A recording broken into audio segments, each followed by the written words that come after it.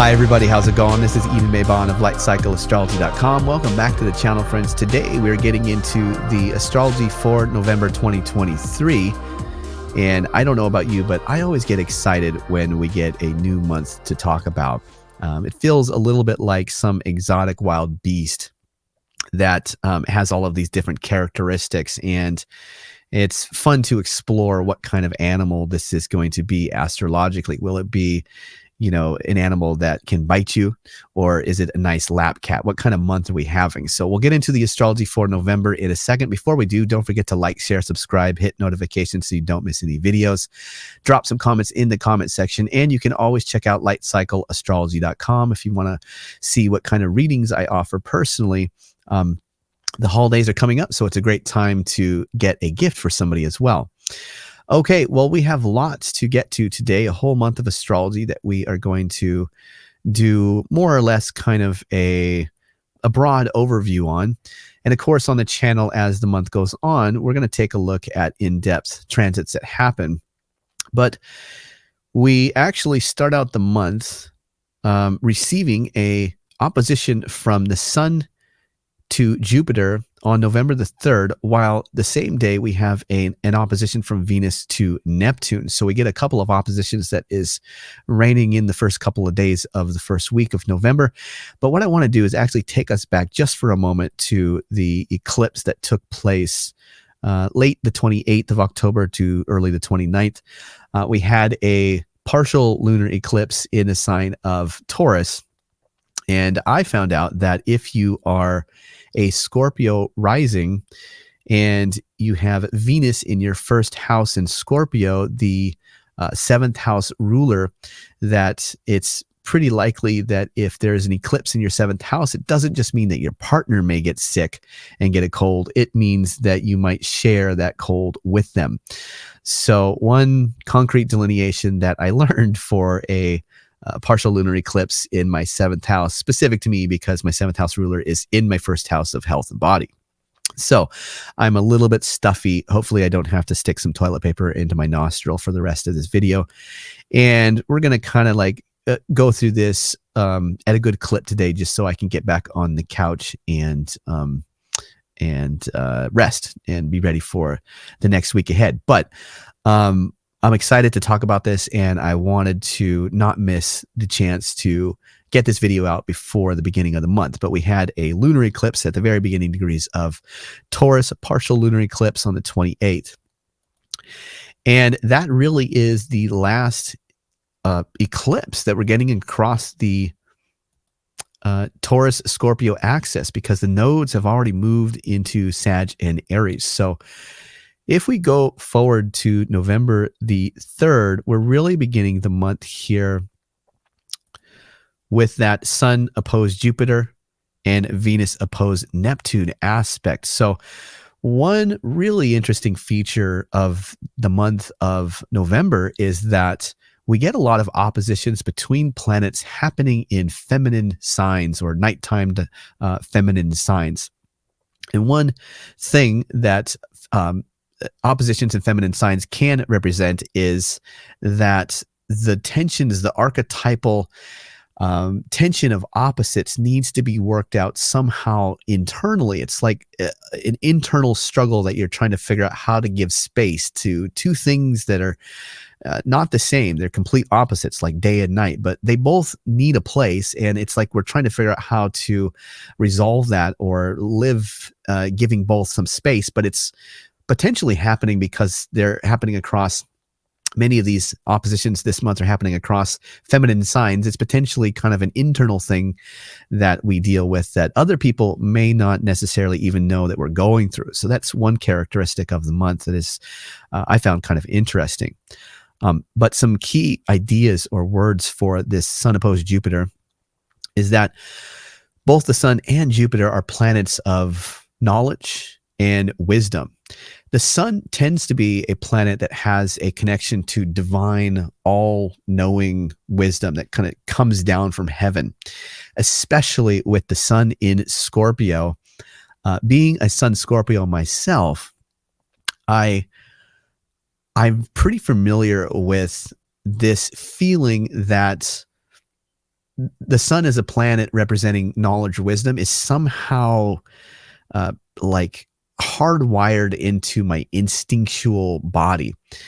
And I feel as though like we all have this part of ourselves that is, it's not a place that we learn stuff or accumulate knowledge or read or whatever. It's a place that we just know something instinctually, or maybe even deeper than instinctually. And it's kind of at the root.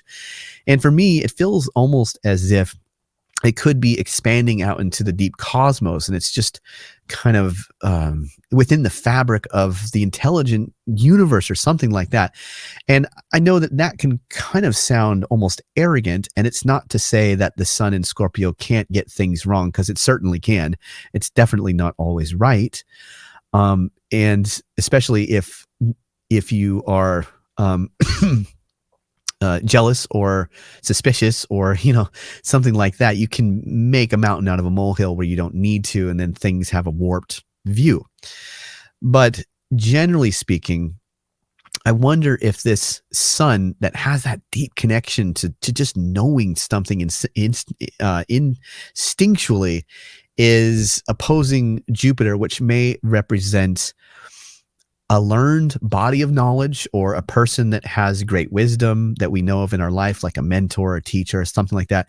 And I wonder if we're trying to reconcile that instinct with the beliefs, or the body of knowledge that we've acquired, or that we listen to from somebody else, with what we feel instinctually to somehow be true. And it's like they don't match up. And it can be like, how do we reconcile the difference of perspectives, or of knowing what knowledge is true? And it may be that they're both true, and that's the weird thing about knowledge, right?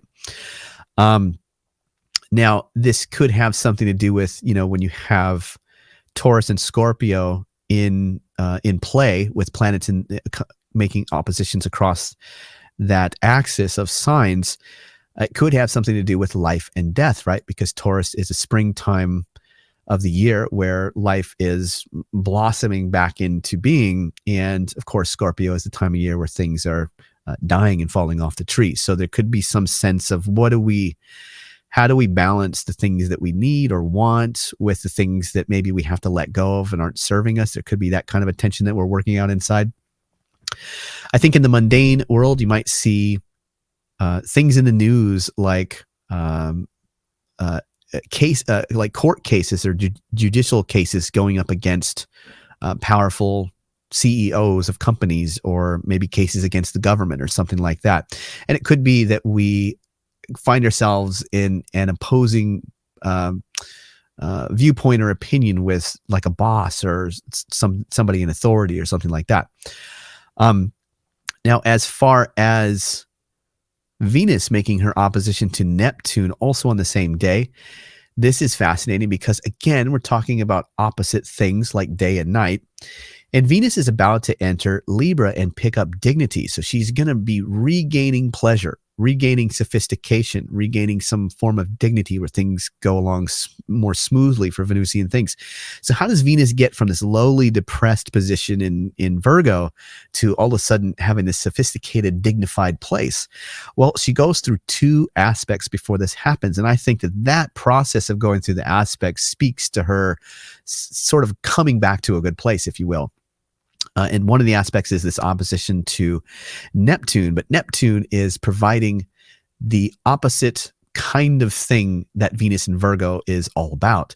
Venus in Virgo, grounded, practical, planning, preparative, humble. Neptune in Pisces, nostalgic, alluring, drunk, dreamy, spontaneous. So Venus comes into contact with some opposite perspective.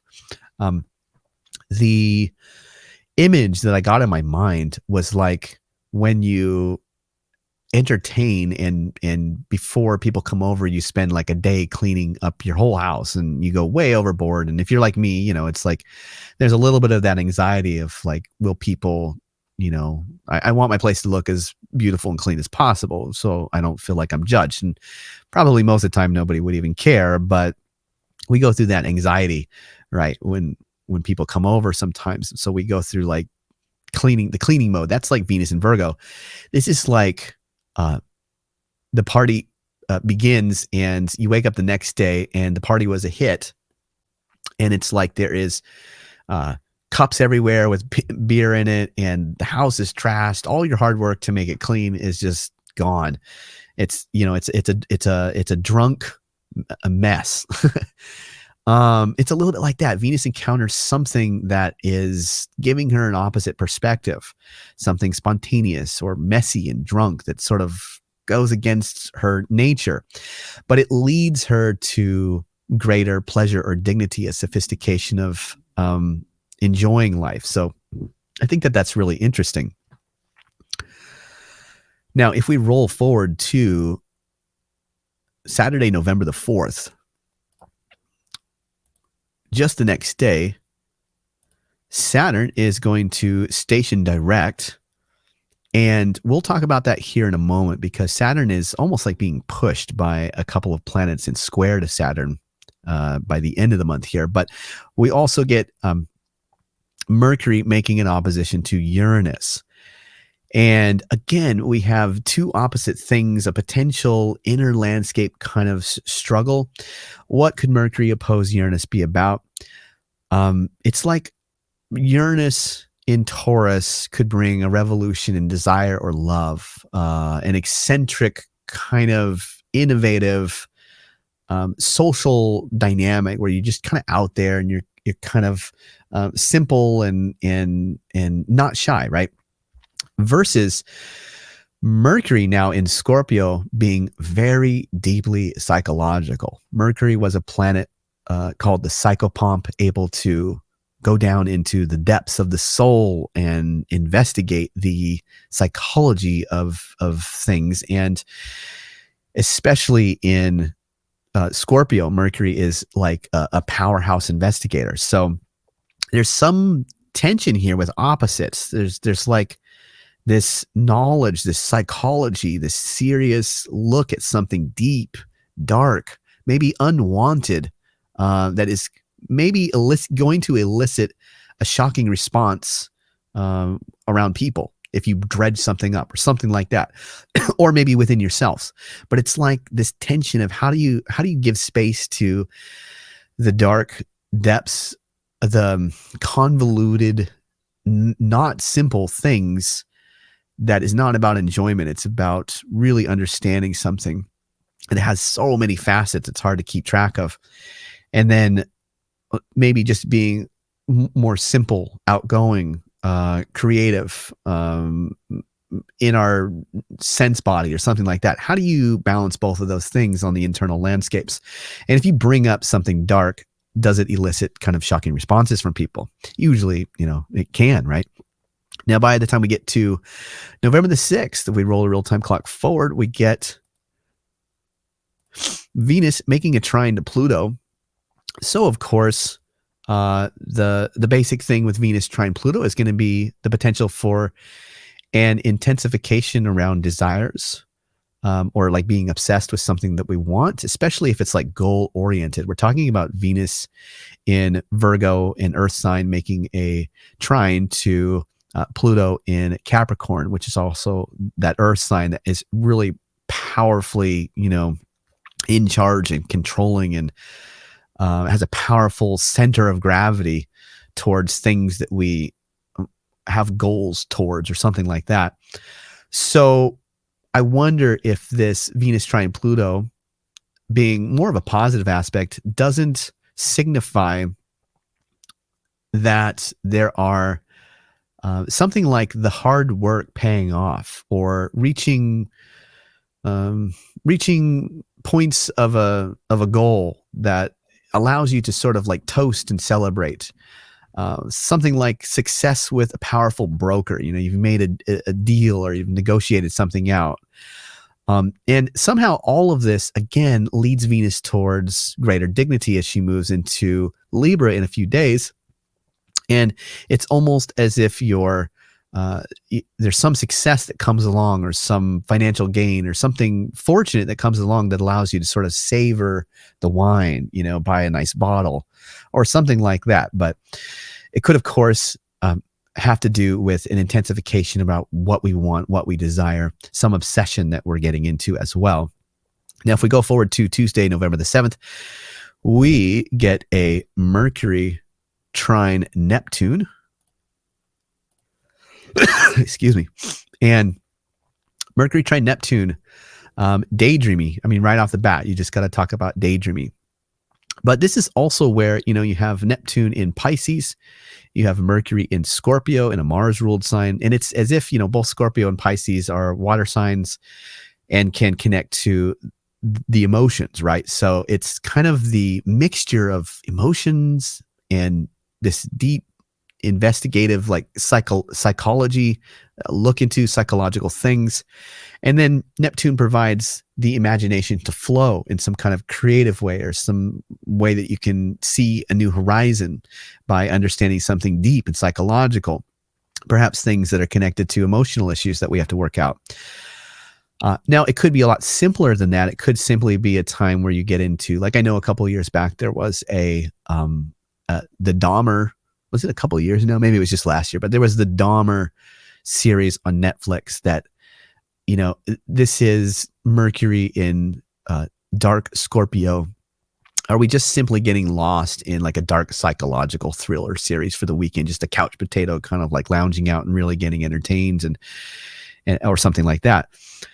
Now, another way that this might, if you turn the jewel and see this in another way, could there be substantive conversations with other people that show that we're all somehow unified together? Like, could this be a time where we do decide to bring something up that is kind of deep and heavy, maybe something we wouldn't normally think would be good or fun or too heavy to talk about, and we bring it up, and lo and behold, it's like the other person says, I feel the same way, and there's like all of a sudden there's a little bit of unity that begins forming. It could be that as well. Now, if we roll the real-time clock forward to the next day on November the 8th, we are going to get Venus entering Libra.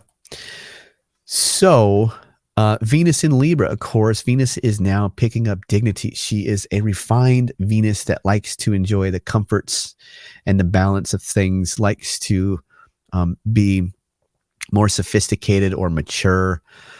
Venus in Libra for me is kind of like this. It's kind of like how we all know that the French are famous for just savoring like their bread or their French bread, like really enjoying a good cheese, and that whole French, let's just savor the finer things in life, smell the roses, or like a trip to Tuscany where you're, sitting in the afternoon sun as it's going down, and there's sunset colors reflecting off the cobblestone, and you're looking out over the wine vineyards, and you're with your partner. It's time to savor the finer connections and beautiful things. It's time to smell the roses. It has that sense of things coming in, and this is really good because Venus has had a long road over the summer and going through Virgo, where she went through a retrograde and went through the sign of her depression. And so it feels like this is finally time where Venus says, you know what, I get to kick my feet up and relax a little bit. I'm tired of being so meticulous. Let's just vibe a little bit and just chill out. It has more of a socially smooth connotation that comes along with what it represents. By Friday, November the 10th, Mercury enters Sagittarius and begins to square Saturn.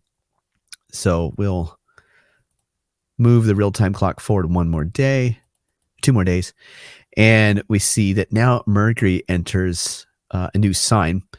So this is interesting. Now, one thing that is a part of the background astrology that I'm not getting into too much is that there is pretty much all month long a sextile between Venus and Mercury.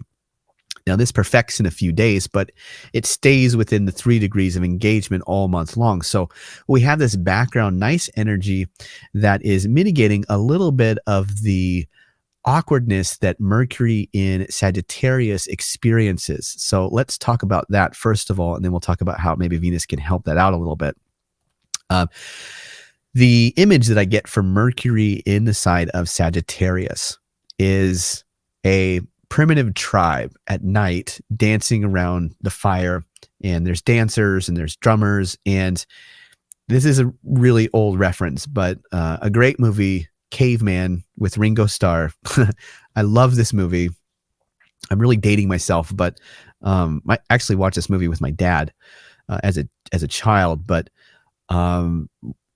this is the spontaneous, wild, untamed, getting in touch with that animal part of ourselves that just wants to have fun and do something big and live life in a big way. And here comes Mercury trying to analyze, trying to articulate, trying to study or catalog or dissect or, take something that's just meant to be a visceral, broad experience that you feel and somehow write it down or put it into words or something like that. It's a bit like, so in this idea where there's like this primitive tribe at night dancing around the fire, it's a bit like if you had the dancers and then the drummers, but one of the drummers had like sheet music for the drums, and he was like very carefully going through and being like, okay, it's a quarter note followed by 3/8 notes, and then there's a dot or whatever. It's like you're kind of missing the visceral, spontaneous connection with just living it, Or maybe it's like somebody finishing their math homework on the bleachers in high school during a prep rally or something like that. There's a little bit of a fish out of water. Mercury is in the sign opposite to his own nature, and it's a bit awkward and weird. But this sextile that Venus is giving, this superior sextile that Venus is giving from Libra in good dignity, is almost making somehow the kid on the bleachers finishing his math homework like a lovable or kind of like a graceful or lovable or endearing quality. It may be awkward. It may be hard to articulate. It may be trying to dissect something at the wrong time when you're meant to just be living life, but somehow you pull it off, or there is grace in it somehow. So that is a very interesting part of the month here. Now, from there, we roll the real-time clock forward to November the 11th, and we get into more of the challenging aspects of the month for sure. We begin to get a Mars-Uranus opposition. Now, of course, this is a very, very volatile, explosive potential, or like dynamite, where like a dynamite keg could just explode, right? We have Mars opposing a planet that is very, providing kind of the chaos of the undefined cosmos. It's like asteroids just willy-nilly just floating around out in space and slamming into the moon or something. It has just like a whoa, out of the blue quality that Mars signifies as being a kind of violent or radical or defensive.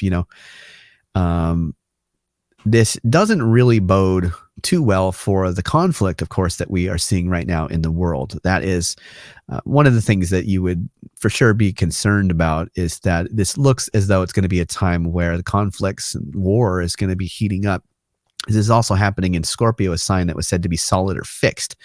So it's like we are really settling into the conflict on some level. And you get what I might describe as maybe more of a nuanced delineation for this could be something like the lovable eccentric versus the silent watcher. Now, this is important because this is actually going to be baked into the new moon that comes just after this. But Uranus in Taurus, a Venus-ruled sign, is much more likely to be the eccentric, extroverted, just putting myself out there, innovating socially, being the charismatic Venusian, simple, popular, or popular but kind of ingenious personality that just is sparkly, right? And just is out there and upfront and simple, and you what you see is what you get, and it's extroverted. There could be this tension within us that we want to put ourselves out there, but then we have Mars in Scorpio that is all about defending something or keeping watch, and so could this be a tension within us where part of us wants to put ourselves out there, but part of us wants to keep our cards close to our chest and just remain on the watchtower and take shifts with people and watch out for the dangers? It has this real interesting tension to it like that. Now, on November the 13th, we get the new moon in Scorpio coming through, and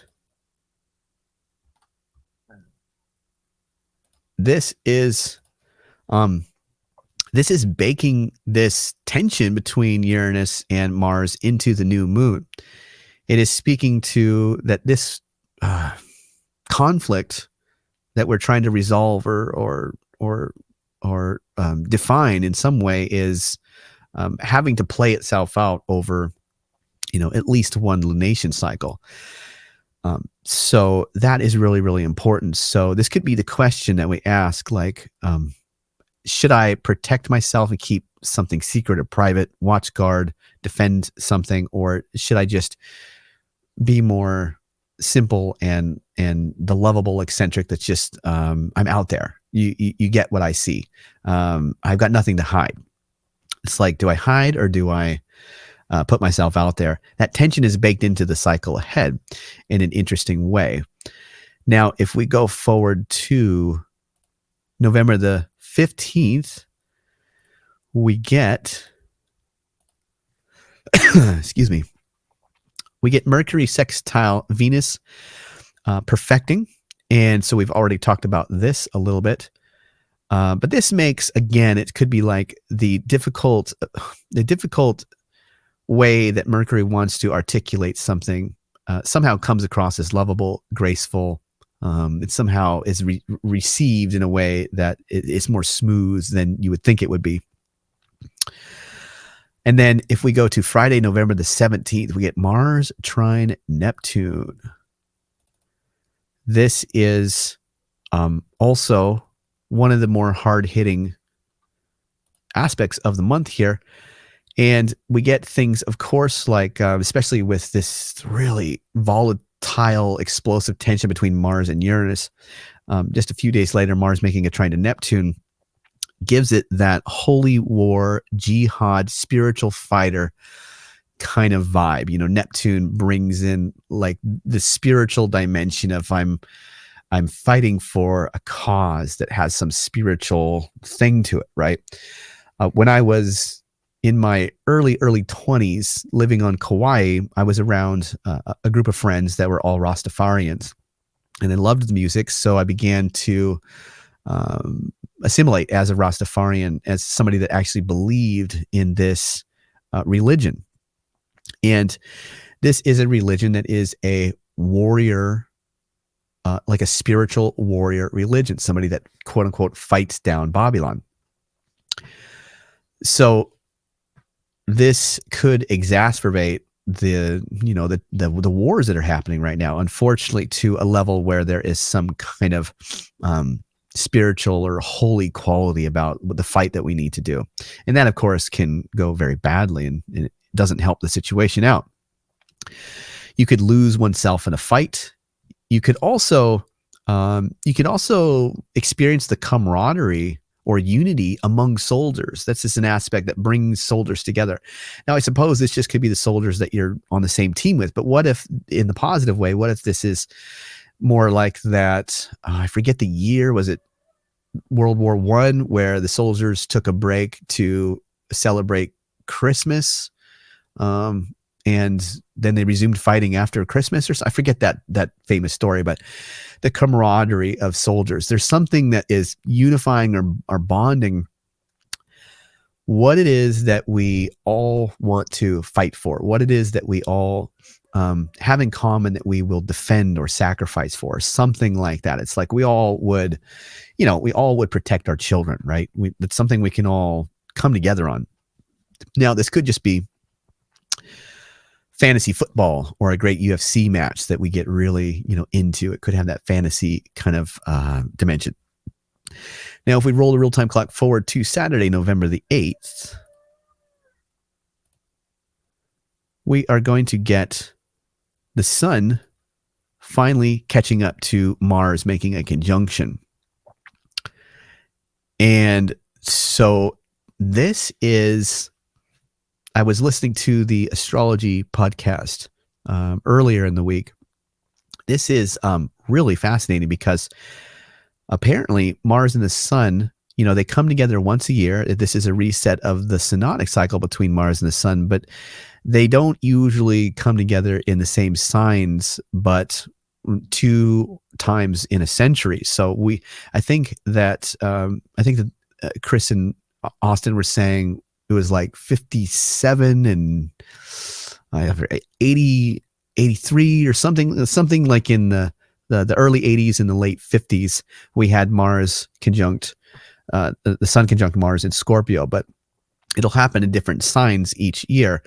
Now, of course, Mars takes 2 years to go around the zodiac. So for one, this is the reset between the Mars and the sun cycle. And that's important.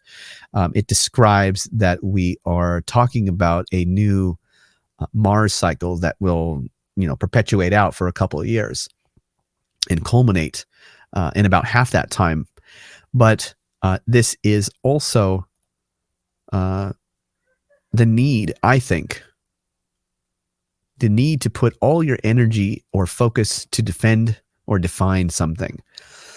That's because we're talking about the sun representing the archetype of that central life purpose that everything else in our life is organized around. It's what is my life about? How do I, the important thing at the core that everything in my life is about, right? And things go out now, but there's something at the core that we hold as the center. That's the sun. When that comes into contact with Mars, it's speaking to the need to put all of our energy into doing something. And it might be something that is really central to our life, taking action in a way that really gets at the heart of exactly what's really important to us. And of course, because it's Mars, we could be talking about a need to win a central battle. It's like a battle or war that is really important. It's like, this isn't a frivolous fight. What do they say? I forget the saying, but it's like, choose your fights wisely. This is like a time where it's like, yeah, I don't know if you'll choose it wisely, but this is definitely a time where it's like, this is the hill that I want to die on. It has that. So we have to be very careful that doesn't spin into, I'm taking things down to DEFCON 1.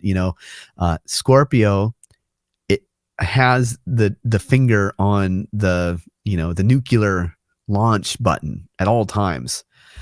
And often Scorpios mature into people that don't keep the finger on the trigger like that. But one story arc of many Scorpios when they're young is that they're ready to sting. If you step on that tail, man, they're ready to sting. They're ready to bring it to DEFCON 1 instantly. It's like with Scorpio, it's like if you have to be involved in a conflict or a fight, win at all costs, spare nothing, completely annihilate. So this is obviously a pretty powerful and potent energy, completely annihilate. So we have to be really careful about being paranoid, blowing things, blowing things out of proportion, getting down to DEFCON 1 and launching the nuclear codes. We have to be careful of that. Now, this is happening in Scorpio. So this is a long engagement with a process or a fight or a war or a conflict or a struggle or something along those lines. Now, if we roll the real-time clock forward to Wednesday, November the 22nd, the sun leaves Scorpio and enters Sagittarius. So this really deserves its own video. So we'll take a look at this closer to November the 22nd on the channel, of course, because this is a really important archetype.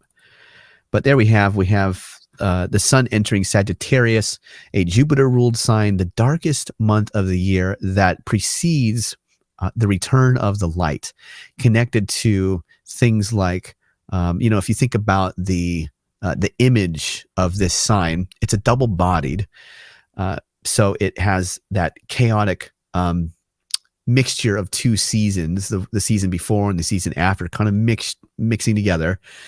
But what I always really remembered about the centaur image that represents Sagittarius is that the bottom half is the horse, representing the wild, untamed nature that wants to be free and run wild. But the top half of the centaur is the human, upper torso with the head that represents the higher rationality of reason and meaning and philosophy. So the sun in Sagittarius always is posing that wild, untamed nature against higher philosophical understanding or rationality. So we are talking about things that have to do with meaning, higher development of wisdom or knowledge or truth or something like that. An exploration of those things that redeem and bring back the light in some way. Now, if we roll the real-time clock forward to November the 23rd, we get the sun making a square to Saturn, because Saturn is very near the beginning degrees of Pisces, right? So now I'm just going to go through Mars entering Sagittarius here as well, which happens on the 24th, rolling the real-time clock forward. And then also we get Mars making that square to Saturn here. So both the sun and Mars are so close to each other that they're sort of tracking together, and they both enter Sagittarius together, and they both, within a day or so, make that square back to Saturn. So what is this whole constellium or constellation of archetypal energies signifying? First of all, this is a closing square, so this might have to do with the walking away from or releasing of certain kinds of beliefs or understandings or higher knowledge that we have held on to. This could be a general tension or crisis around wanting to be free and untamed, but feeling yoked with responsibility or duty, that Saturnine quality.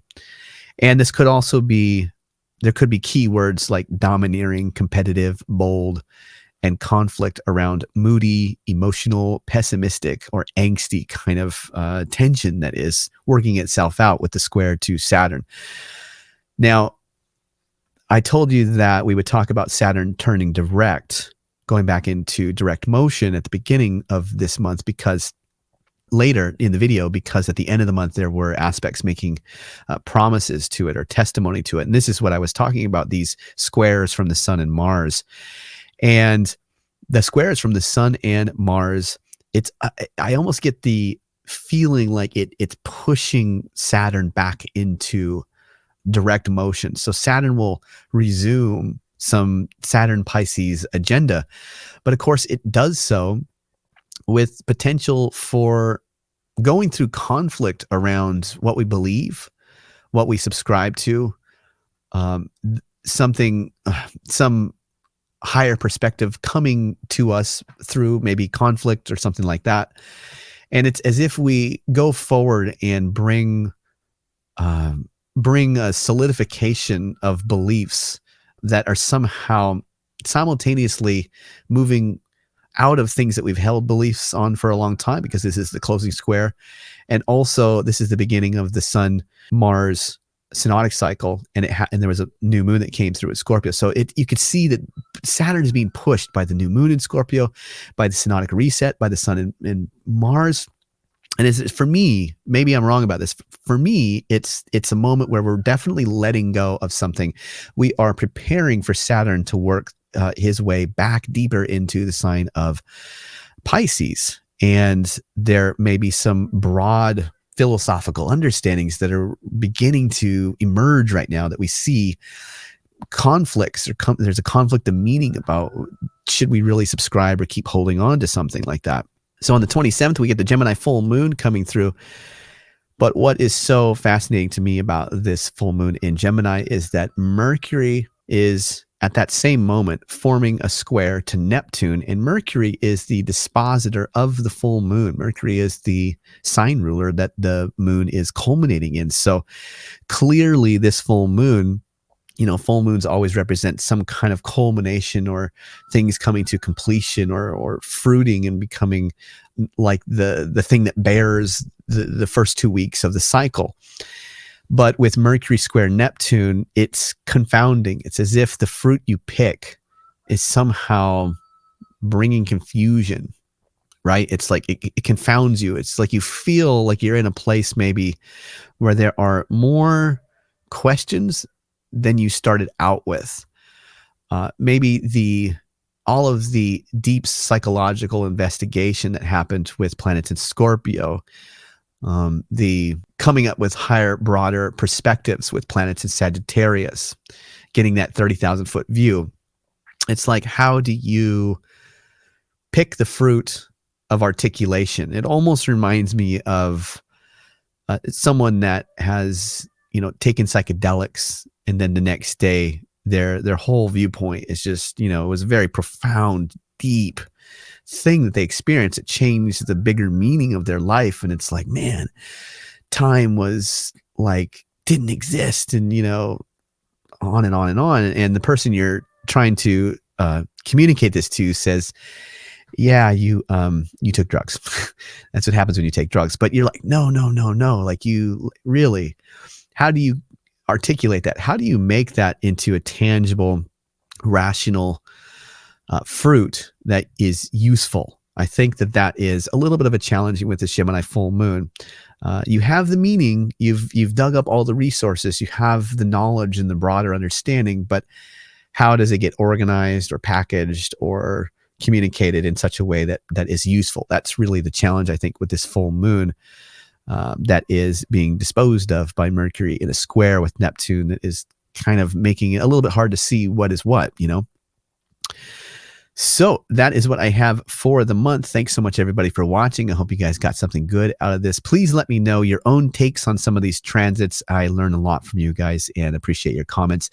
We will go deeper into these aspects as the month goes on here on the channel, have more time to spend with particular aspects that are really important for the month. Come back for the next Mantic Monday episode, and we'll dive into some of these aspects a little bit deeper. Hope you guys have a great week, and I will see you soon. Bye for now.